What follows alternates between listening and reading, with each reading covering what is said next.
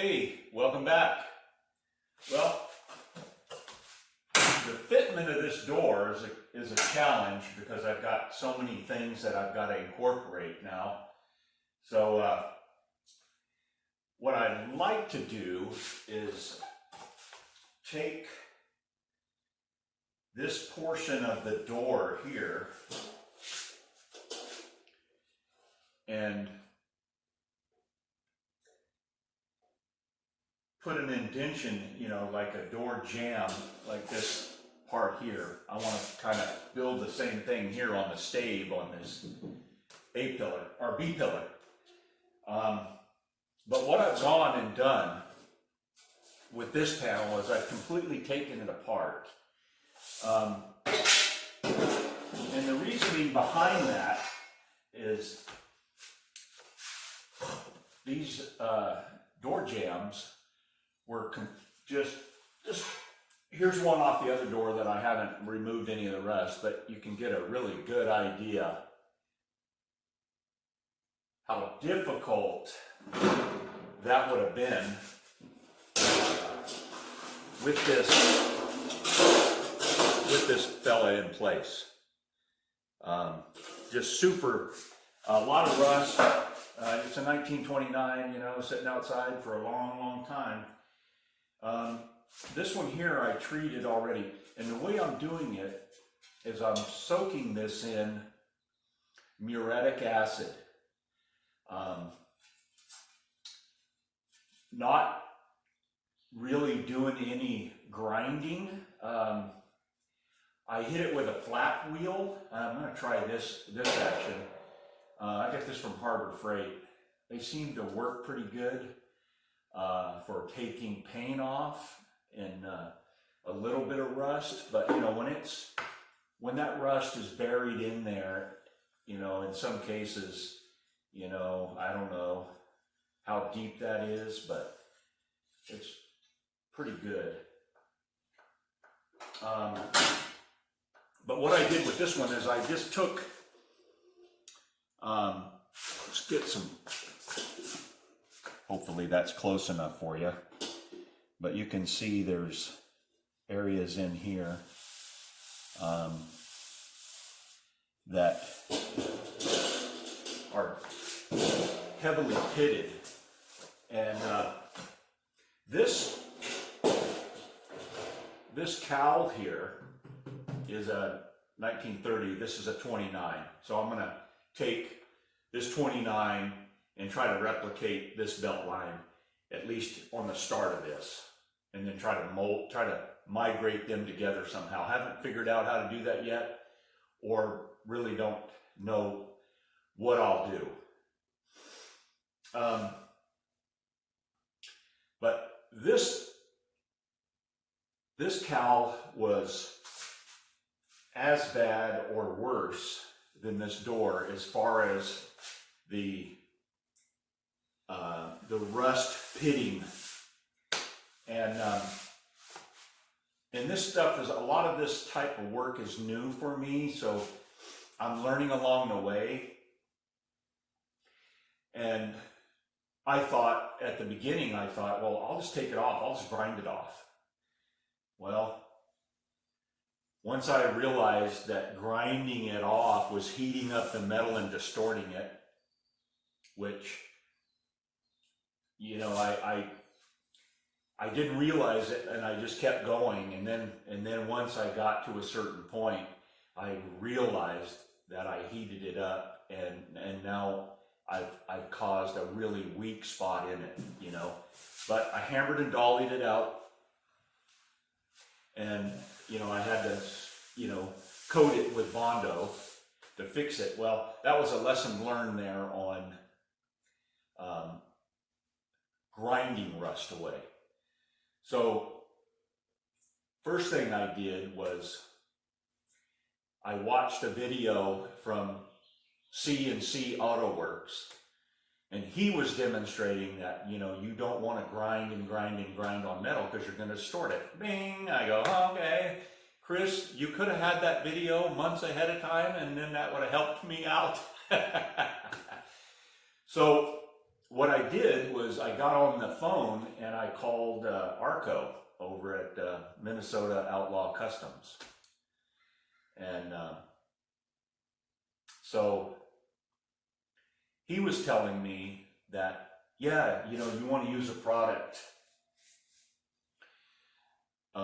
naval jelly, which is a rust dissolver. So after he shared that with me, I went ahead and got me some, and I applied it across the top of this to remove that rust out of there. And so in that aspect, this rust dissolver works, but it doesn't work like muriatic acid does. This process takes a considerable amount longer in the process, but it works. So that's just to help guys out that have rust issues with their sheet metal on their cars. So getting back to this panel and these jams, you can still see there's, this was after applying it and then neutralizing it with water. This stuff is highly toxic. You need a respirator on, and you don't want to splash it on you because it's going to burn you. So it's kind of a sucky deal to work with, but you really need to use it because like I said, to get that deep stuff out of there, grinding it is just going to weaken the metal. Not so much on heavier gauged metal, but thin gauged metal, you're really going to mess it up. So I took this panel apart, or this door, and this will give you an idea of what that other one looked like before I started on it. So this is identical to what the other door looked like as far as the rust that was on it, the inner panel, and you can see that by removing those jams, I'm going to be able to get that rust completely out of there, which, gives me a warm and fuzzy. I don't know about you. So what I need to do is go back now where I've got this peeled open. I need to treat this one more time because right after you treated it and you put water on it, it flashes with rust really quick. So you got to go back now and knock that surface rust off. And then you would hit it with some primer, which I'm choosing to hit it with epoxy primer. But the first thing that I want to do is, I think that's the wrong jam.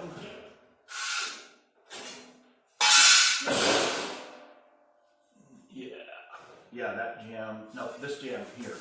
So this jam, what I need to do is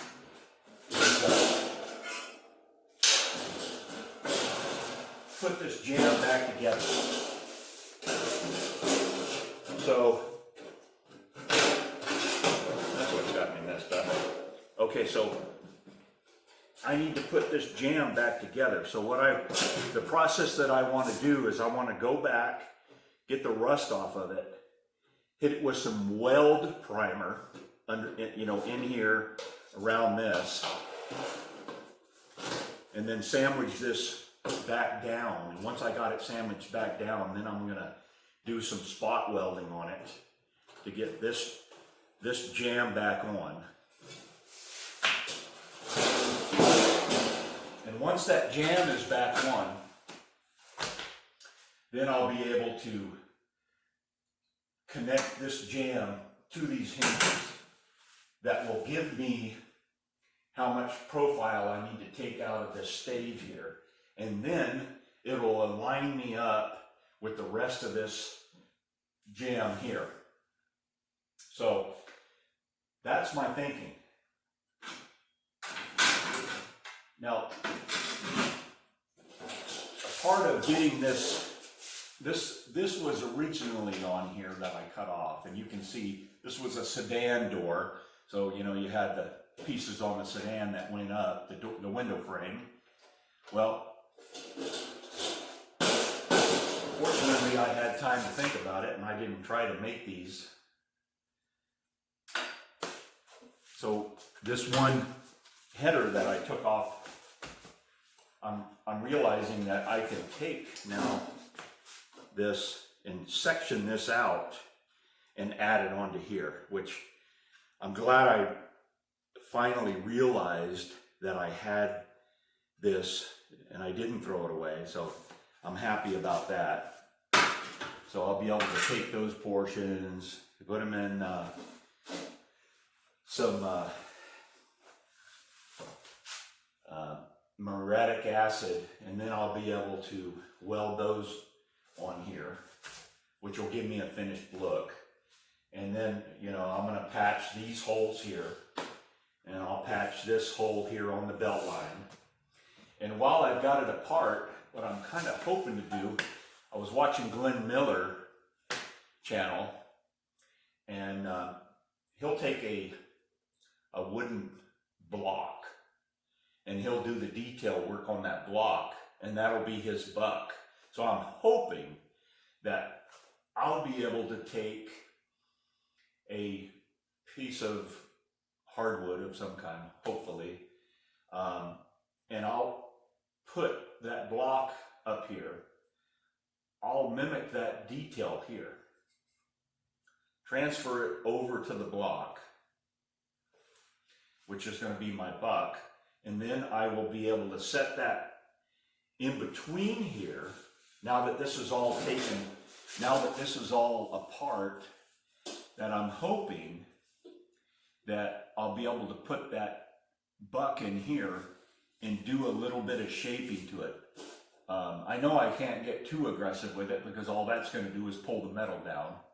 So hopefully I can get at least some sort of detail here to migrate onto this so it kind of blends in, because what ends up happening is this is a 30 and this is a 29, but fortunately the belt lines are the same width here and here. So those are just a couple of the processes that I've got to try to do to get this to migrate together. So I'm gonna treat this stuff. Oh, and what I can do is I can show you the other door, and what I want to try to do is you know, build my own interior, and I'm not sure exactly. I've got some ideas. I'm not sure exactly what I'm going to use. If I'm going to use sheet metal, if I'm going to use aluminum, try to put some beads in it. I'm not totally there yet. But what I had on the other door is this flush bolt, which is off of a double door. You know, it's either down like this or up like this, and you walk upright and you just flip that up, pulls the pin down, and you can open the door.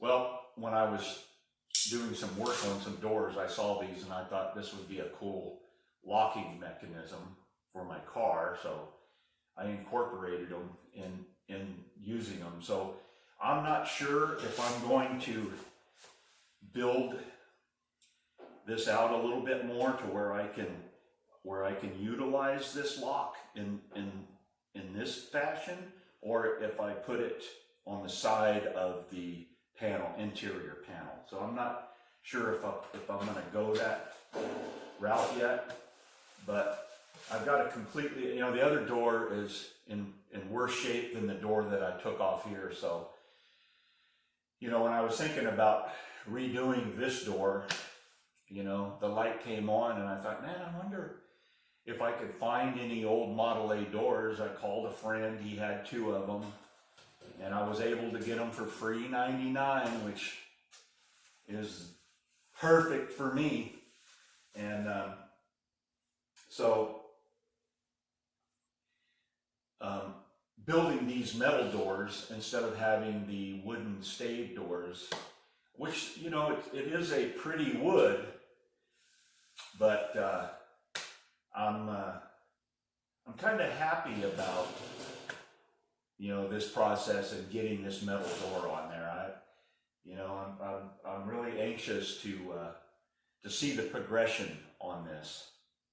So I've got to bathe this stuff in muriatic acid again, and so I'm going to cut this video, but I'd like to video that process, probably on this door. Maybe something like this part here, you know, where I kind of show you little segments of how this stuff comes off and how that muriatic acid works on rust. I mean, check that inside there. So you can kind of see that would be super difficult for a guy to get a sander in there or whatever, or a grinder or whatever, to remove this if you didn't take it apart to get it in this configuration. All right. Thanks for listening to me ramble on about this. But we'll catch you on the next video, guys. Thanks for watching.